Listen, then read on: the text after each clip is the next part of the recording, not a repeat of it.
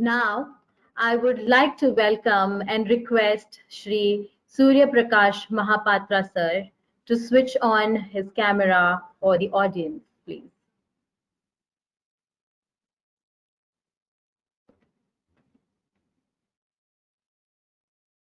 Sir, please allow me to introduce you to the audience.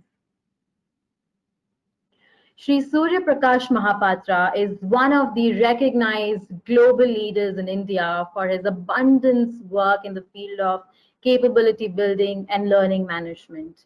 He is the moderator of a global network of learning and development professionals with over 18,000 members. He contributes to various international forums on topics related to HR, corporate culture, spirituality, and also is the editor of Ekakshara, a quarterly e-magazine for HR professionals. Last but not the least, he has been a satsangi since his childhood and has been leading in Ideal Centric Live. So, now I request you to share your thoughts on sustainable mental health and happiness. Thank you so much. Thank you for these beautiful words. And thank you very much for this opportunity to be part of this global webinar on ideal-centric life. I would like to begin by offering my pranam at the lotus feet of my spiritual guide, Sree Thakur Anukulchandra. I would like to pray at the lotus feet of Sree Thakur for the well-being of all of you who are attending this webinar today, your families, your neighborhood, and the mankind. As all of us are participating in this global webinar, this is the fourth event in continuation of the event, the Ideal Centric Conference that takes place every year in the city of Hyderabad. This is the fourth such occasion, and Satsangis of Hyderabad have been organizing this Ideal Centric conference on Ideal Centric life every year for the last 4 years. And this year, there was a plan to organize this event in person, where delegates, seekers of Ideal Centric life would have participated this event in a physical location. Unfortunately, because of the COVID-19 situation, this event had to be converted into a global web conference. For this event today, for this fourth annual event, for the fourth annual Ideal-Centric Conference, the theme for today is sustainable mental wellness and happiness. This is a very pertinent topic in the context of our times. The times that we are experiencing today are unprecedented times. Times we never experienced before. There is a fear of death. There is a fear of getting infected. There is a fear of getting isolated. There is a fear of getting quarantined. There is a fear which is lurking, which is hovering over the minds of the mankind. Never before in the history of mankind, billions of people were locked down, were restricted to their homes, their livelihoods were impacted, their lives were impacted. And a theme like this today cannot be more appropriate in the context that we are, in the times that we are living in today. When we talk about mental wellness,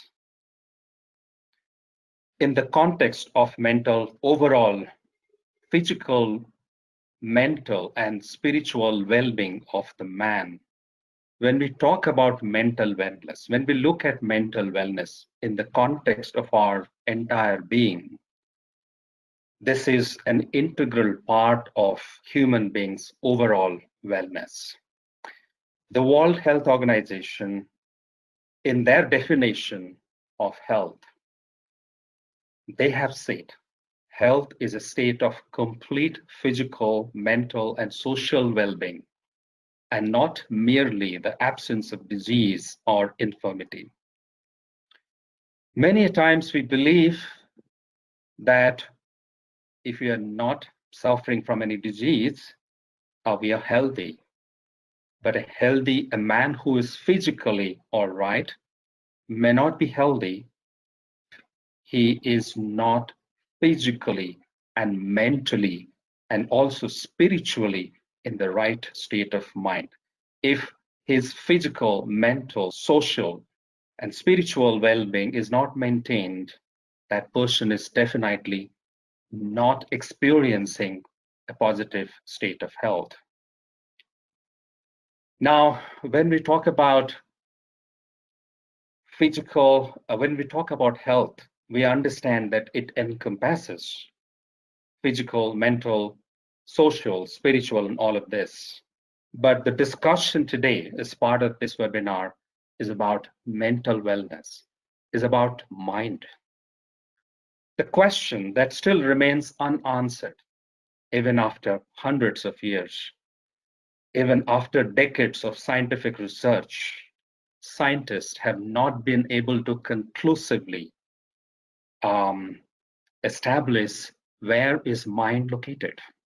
While we broadly understand it's in the brain, is the epicenter of our feelings, of our emotions, of our, our state of being. Where exactly does it reside in our brain? Where exactly it is located? This remains an inconclusive answer. There has been enough research in this subject, but scientists have not been able to conclude. The conclusion apparently is mind is nowhere, it is everywhere. It's elusive, but it's ever present. So that's the enigma which surrounds our mind. But the fact of the matter is, mind is the epicenter of our feelings, our emotions, our desires, our senses, our complexes. Mind gives direction. Mind puts us into a state of action. So mind plays a very important role. Mind is at the driver's seat when it comes to ourselves.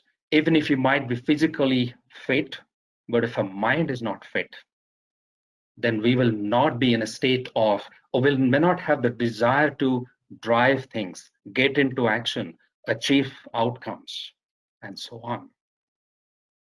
So sometimes some of us believe that mental wellness is all about not having any mental illness, but it's not exactly that. Being mentally well means that one's mind is in order and functioning in one's best interest. One is able to think, feel, and act in ways that create a positive impact on one's physical and social well-being. So mind is inextricably linked with the body and the spirit. Mind, if it is not in order and if it's not functioning in its best, at its best, one may not be able to think or feel or act in a way that he or she can create positive impact in one's physical and social well-being. So mind is extremely important. So mental wellness is all about bringing that state of well-being. And it's the mind which actually drives the body. It drives the social life. It drives our actions. But mind you, friends, why is the human mind so restless? Why is man desperately searching for that elusive happiness, that balance in his mind? Human mind is ever restless. It is always moving fast, is as restless as the stormy wind. How do we get our grip on the mind? How can we regulate our mind? What's our current state today? The human mind today, the restless human mind today is experiencing anxiety, confusion, stress, discontentment, helplessness, hopelessness, unhappiness, frustration, diffidence, negativity. When we are looking at ourselves, the humankind, the society, the people in the context of the present times, the dark clouds hovering over our life, clouds of anxiety and stress, helplessness and hopelessness, and fear. And this state of restlessness, this state of anxiety, this stressed mind, this depression in our mind is leading to certain forms of human expression. The human expression in the form of suicide, divorce, breakdown of relationships, adultery, alcoholism, drug addiction, crime, disease, death. The restless mind's manifestation in the form of these actions. Mind is the driver of action. It could be driver of positive action. It could be driver of negative action. A positive frame of mind can drive energy, can drive strength. It can drive action. It can bring in immense positivity to the society. But the negative mind can drive threats to the humankind itself. There is a big question mark on the survival of the humankind today. That's a very, very big question mark. But why is this human mind restless? Why is the human mind not finding that balance? Why is that balance missing in that human mind? Let me share with you an incident from the life of Norman Vincent Peale, very famous philosopher, author, and statesman as well. A man on one occasion came and met Norman Vincent Peale, and he asked him, Norman Vincent Peale, my mind is restless. I'm not finding peace. I am not finding happiness. Please help me find peace for myself. Norman Vincent Peale looked at him and said, you are looking for peace? All right, no problems. So I'm writing this later. Go to that remote village, the countryside of United States, that particular village, you would meet a man. The man is the guardian, is the security guard of a big field, and he must be standing at the gate of that big field. The big field is surrounded by a huge wall, and you need to go there, meet that gatekeeper, talk to him, show him my letter, and then tell him the Norman Vincent Peale has sent me to you. The man, with lot of anxiety, eagerness, went to that village, reached that big ground, looked for that man, the gatekeeper, standing at the gate. He met him. He was excited. He extended the letter given to him by Norman Vincent and said, Norman Vincent has sent me to you. The gatekeeper opened the letter, looked at him, and then said, hey, you wanted peace? Come inside with me. Come inside. As the man and the gatekeeper walked into that huge ground, inside the huge compound wall, the man realized it's a cemetery, it's a burial ground, it's a place where people, it's a graveyard, it's a place where people bring their near and dear ones when they pass away. The gatekeeper looked at this man and then say, hey, look at all of them. Look at them. All of them are lying in peace. They're in great peace. you can be one of them. The man got little hassled, little worried, and he said, no, no, no. This is not the kind of peace that I'm looking for. Normal Vincent has misunderstood. The gatekeeper said, no, he hasn't misunderstood you. You haven't understood him. So, my dear friends, the man was looking for peace. And the gatekeeper pointed him to all the people who were lying there and sleeping forever in great peace. But, my dear friends, is that the kind of peace that we're looking for? Is that the kind of happiness that we're looking for? No. Sri Thakur Anukulchandra, my spiritual guide, he profoundly says that a peaceful state of mind is a balanced state of mind. A peaceful state of mind is a balanced state of mind.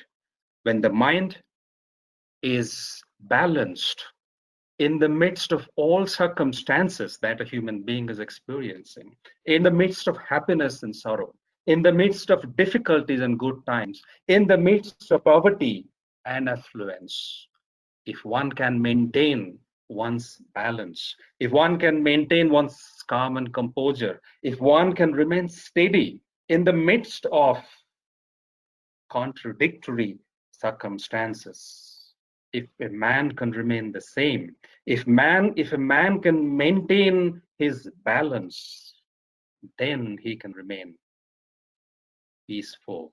He can enjoy happiness, because happiness is all about experiencing all facets of life, sorrows and happinesses, challenging times and difficult times, affluence and poverty. It's that balance that can actually bring about the transformation in the human mind. It's that balance that all of us need to find. And when we begin that journey to find that balance, first of all, we need to find out what are these imbalancing factors in our life. What is taking away the balance? What is creating that imbalance in our lives? What is causing that problem? What is causing that tussle in our life? What is really creating those waves in our mind, which is really turbulent? How do we break away from that turbulence? How do we break away from this imbalance? We need to understand the imbalancing factors in our life. And these are the imbalancing factors, our complexes. Our complexes: lust, ego, anger, greed, infatuation, jealousy. These are our complexes, our senses, our passions. And these passions are holding us back. These passions are really pulling us back. And the moment we overcome our ego, our anger, our greed, our jealousy, our infatuation, when we gain control over lust and desires, we will be in a state of balance. And then we will be in control. We will be in absolute control. If we are in control of our mind, we can be in control of our body, of our actions, of our social, familial, national lives, professional lives. We will be in absolute control. So we will find that balance. Let me share with you an interesting incident from the life of my spiritual guide, my living ideal, Sri Thakur Anukulchandra. The famous scientist Dr. P.K. Parija once came and met Sri Thakur.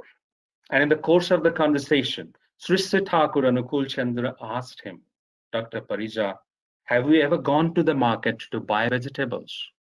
Dr. Parija said, number of times, Thakur. When I was a small child, my mom used to send me to the market in the village to buy vegetables. Sri Thakur asked him, Dr. Parija, how did you know that the shopkeeper is giving you the right quantity of vegetables? Dr. Parija said, Thakur, it's fairly simple. It's easy. He used use a balancing scale. On one side, he used to put the weight. On the other side, he used to put the vegetables.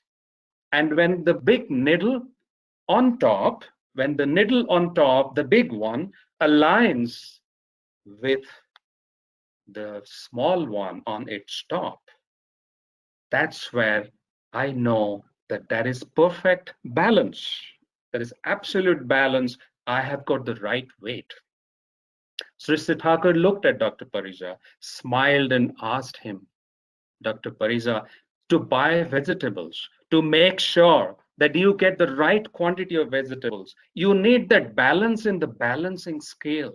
But what about our lives, Dr. Parija? Our life, which is filled with turbulence, which is filled with challenges, difficulties, problems, constraints.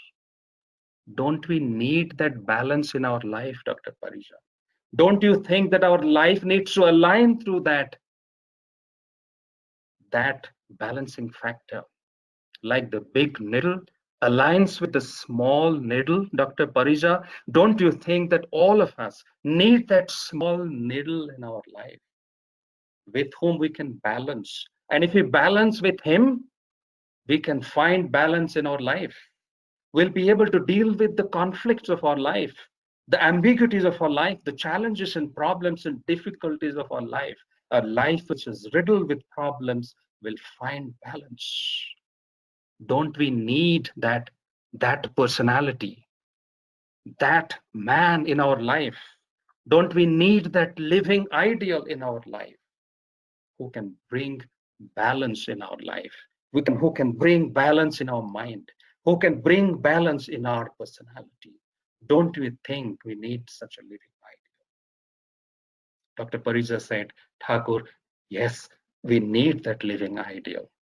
Can you accept me as your disciple? Can you become my living ideal, Thakur? And he accepted Thakur as his living ideal. The point that I'm trying to make, the profound statement that we need a living ideal at the center of our life, a living ideal who is the supreme well-wisher of the mankind, who is fulfiller the best. We'll come back to this topic and we'll talk more about it, but I would like to share with you another incident. The famous communist leader, Janardhan Mukhopadhaya, he came to meet Sri Thakur. He was a very young, ambitious politician, and he was a communist leader. Communist leaders generally do not believe in God and religion. He also did not believe in God, but he got to know about Sri Thakur. And he was curious and anxious to meet this person called Thakur Anukulchandra. On a rainy day, in the morning, he arrived in the Deoghar ashram. And Sister Thakur was very happy to meet him, very happy to receive him. And Janardhan Mukhopadhaya stayed over in the Satsang ashram for a few days. They had long discussions, deliberations, dialogues for a number of days. On one such occasion, on a particular day, Janardhan Mukhopadhaya came to Thakur and asked him, Thakur, I have a question. Why do we pray to this imaginary God? A God whom we have never seen, a God who doesn't listen to us, a God whom we can't talk to. If we call him, he will not come before us. Why should we pray to such an imaginary God? What is the point? What is the benefit? Why should we do this? Sri Thakur was not at all disturbed by that question. He smiled, looked at Janardhan Mukhopadhaya and said, Janardhan, let's assume that you have gone to a new place. And in that place, your friends have told you that small town has a beautiful restaurant. And in that restaurant, you will get the best tea in the town. And the tea is delicious, is palatable, and you can't stop drinking that. That's so delicious. And you have gone to that city, you have gone to that restaurant, you are excited, you want to taste that tea which everybody is talking about. And with great delight, you are sipping that tea, and you have taken You have taken 1 cup of tea. Little that you have realized that before you use that cup, before you drank the tea, there was another person who was infected with a serious disease, and that person had drunk tea in that cup. He had taken tea in that cup. You had no idea about it, but you were excited, you were delighted, you were filled with joy that you are tasting the best tea in the town. And Janardhan, unfortunately, 10 years later, that infection which entered inside you, which was latent inside you, became complicated and serious and infected you with a very, very serious disease. You were crippled, you were bedridden, you are in a painful state. And that day, you are saying, oh God, why did you put me in this condition? I never wanted this condition. I never desired this state of mind. But why did you put me in this condition? But Janardhan, do you think that the God in the sky, do you think that God is responsible for your state? Do you think that God is responsible for what you are experiencing? Janardhan Mukhopadhaya said, Thakur, no, I am responsible for my state. I should have been careful. I should have been checked whether the shopkeeper has properly cleaned the cups with which he was serving tea. I should have verified that. I am responsible, no one else. Sister Thakur said, it's not enough if you want happiness. What you need to do that is essential for you to do to become happy. Sister Thakur is looking at him and then saying, Janardhan, look around. The properties of water is there all over around you. But whenever you want water, you don't get it. But if you really want to get water, you will have to go to the laboratory and bring those properties of, you have to bring hydrogen and oxygen in the right quantity, in the right temperature. You have to blend the two so that you can get water. You have to follow the process. You have to follow the principles. Just because hydrogen and oxygen exist in the atmosphere, you don't get water just like that. You have to go through the process. You have to go through the mechanism. You have to go through the right method to get water. Janardhan, you have to go through the right method, follow the right principles when you are leading your life. Because the God is also called Vidhata, the lawmaker. He has defined the vidhi, and he himself follows the vidhi when he comes in human form. Nobody else is spared. Nobody else can escape by not following the principles of the Vidhata. Sri Thakur said, no father wants his son or daughter to suffer. Every father wants the well-being and happiness of his children. But that does not mean the children become happy all the time. If the children do not follow the guidance, the direction, the advice of the father, go in the wrong path, they might suffer. They might face difficulties. They might face challenges. But the father always wants the well-being and happiness of the children. The God, the Supreme Father, always wants the well-being of every human being. But when we don't follow him, when we don't follow the vidhi of the Vidhata, we have to face our consequences. We have to experience challenges, problems, difficulties, and pain in our life. Sri Thakur said, I do not believe that God is an imaginary God. I believe that he comes in human form and he gives the message of being and becoming. He gives the message of life and growth. He gives the message of existence. He brings in the message of transformation. And if we attach ourselves to that human God who comes in human form as our Sadguru, as our living ideal. Such a personality, Sri Thakur Anukulchandra defines in Satyanusaran, he within whom all the resources of the world, knowledge, love and activity, spontaneous, and by inclination towards whom the scattered lives of men and all the diversities of the world find a final solution is God of men. Such a man, such a personality is the God of men who comes in human form.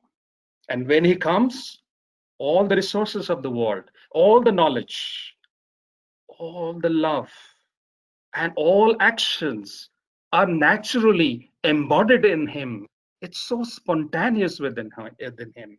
And when if we follow him, if we incline ourselves towards him, if we accept him, then our scattered lives, our imbalanced lives, our battered lives, our challenged lives, and all the diversities, all the conflicts, all the ambiguities of life of the world, they find a final solution. And such an individual is the living ideal, is the God of men, and he comes in human form in every age. And we need to understand why he comes in human form.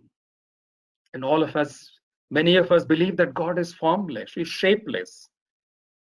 And such a formless and shapeless God, how can we fathom him? How can we understand him unless he comes in human form? Because he is beyond our imagination. He's beyond our ability to conceive him, the infinite, the omnipresent, the omniscient, the shapeless and then formless God cannot be understood by the human mind. That's why he comes in human form. The famous philosopher Alexis Carrel says that man cannot accept the law, the universal law of life, unless he considers that law as the commandment of a personal God. Unless that commandment comes from a personal God, a person that he can talk to, he can ask questions, he can touch, he can serve, he can go and talk to, whom he can look at. We need such a God, a personal God. Such a personal God in our sastras, in our scriptures, has been described as Purushottam, fulfiller, the best. He is the supreme well-wisher of the mankind. He is the most reformed, the most transformed, the most evolved personality on the earth in that age. And when we accept him, when we align ourselves to him, and when we completely surrender ourselves to him, we rise over our complexes. Our complexes become meaningless. And such a personality is Sri Thakur Anukulchandra, who is my spiritual guide, and millions of people across the globe, millions of people from all parts of the globe, from all walks of life, have accepted Sri Thakur Anukulchandra as the spiritual guide, as a living guide, a personality who is fulfiller the best, who is in whom all the activity, knowledge, and love is spontaneous. And people cutting across faiths, communities, cutting across financial strata, cutting across all facets of human life, all of them have accepted, and they found a final solution. They found answers to their questions, solutions to their problems. Scientists have come to Thakur and described him as the greatest scientist of the world. Economists have come to Thakur and have described him as the greatest economist. Politicians have come and have described him as the greatest politician. He was the epitome of knowledge.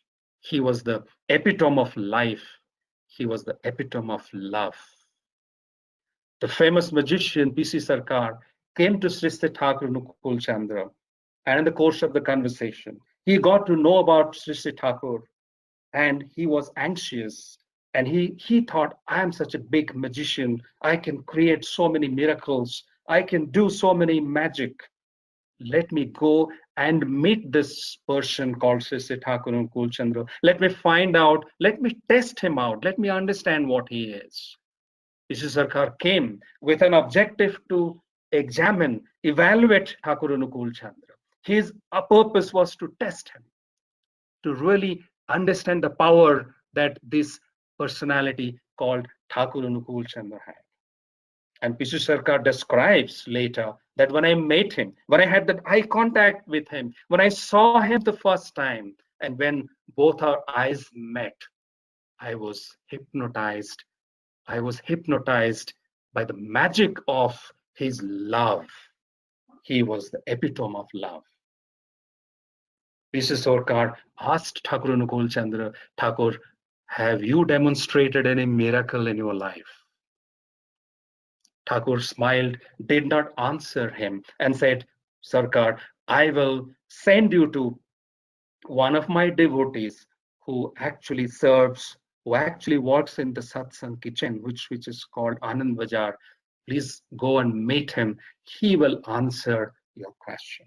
The devotees of Sas Thakur took Pishi Sarkar to Anand Bazaar, the kitchen where thousands of people are served food every day. Pishi Sarkar met this devotee that Sri Thakur was referring to. He was Jaggeshwar Jha. And Pishi Sarkar met him and asked them question, brother, what miracle Sri Thakur Anukulchandra has demonstrated in his life?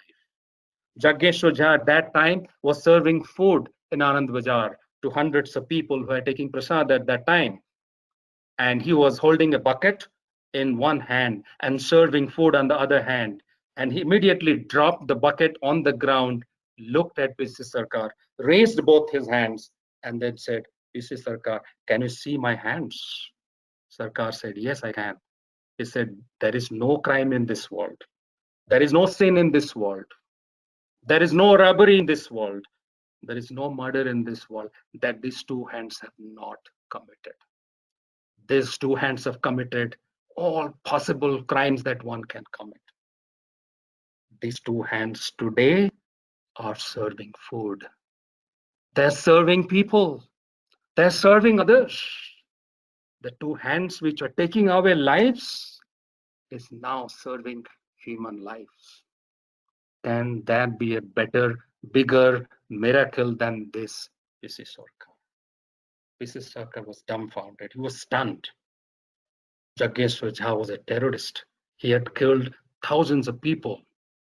But by coming in contact with Sri Thakur, by coming in touch with the magical personality, the magic of love and compassion that Sri Thakur demonstrated to him, he was a transformed human being. There was absolute transformation in his life. A man who was a terrorist became a supreme disciple, a great disciple of Sri Thakur, a great epitome of love himself. That's the power, that's the profoundness of love that Sri Thakur demonstrated. His life was about love and compassion, and he transformed millions of people through this love. All of us know that we need to control our mind. All of us know that we need to control, regulate our complexes. But we often fail to do that. A patient of diabetes knows it very well that it is harmful for him to take sweets. A heart patient knows it very well that he needs to take care of his diet. But man, knowing the best, does the worst, doesn't follow the principles of life. But following the principle of life begins at that moment when you come in contact with such a living ideal who becomes the love center in your life. And that love center is the center who brings balance. And that's the science and art of life. When there is a center, there is absolute harmony in life. But when there is no center, life becomes scattered, a zigzag line. You can see these two pictures, a circle which has a center, looks beautifully harmonious, And there is another picture, an attempt to become a circle without a center, and the result is a zigzag, distracted line. So we need that center in our life. We need to become concentric around a living ideal, a personality, a guru, a sadguru. We need to become concentric. And if we're not concentric, our life would become eccentric. There is no other option. But if you have that living ideal at the center of our life, then our individual life, our conjugal life, our familial life, our professional life, our social life, all these lives will be in complete harmony. They will not overlap with each other. They will not be in conflict with each other, because one is for all are for one. And that's possible when we accept that one in our life, that living ideal. When we accept that one in our life, we will have perfect balance in our life. But if we go away from that, if we go away from the source of life, the living ideal, away from the source, deprived of resources. No matter how much we run around to find peace in our life, peace to find balance in our life, to find calmness in our life, peace in our life, happiness in our life, will not be able to do that, because we have moved away from the source and we have become deprived of resources. So Sri Thakur Anukulchandra is such a living ideal who has transformed millions of lives by coming in contact with him, by accepting him as a love center in life. Man has been able to overcome his complexes, his passions, his bad habits. Man has become absolutely balanced, and man has achieved perfect harmony in life. Sri Thakur says, be concentric with every urge for love. Love is life. Love is faith. Love is lore. Love is a lead to active progress. Love is God and his incarnation. So, my dear mothers and brothers, delegates, seekers of the truth, seekers of the happiness, seekers of mental wellness and happiness, we need to find that balance in our life. We need to connect ourselves with the source. We need to have that love center in our life, and that will bring happiness, that will bring mental wellness, that will bring success, that will bring progress. Thank you very much. Vande Purushottam. Thank you so much for such beautiful stories and illuminating thoughts. We all at some time have that question that Norman Vincent had, and we got to learn the playground, which is got to learn to how to play in our playground, which is our mind, and how to keep a balance in all the facets of our life. Very enlightening, sir. Thank you.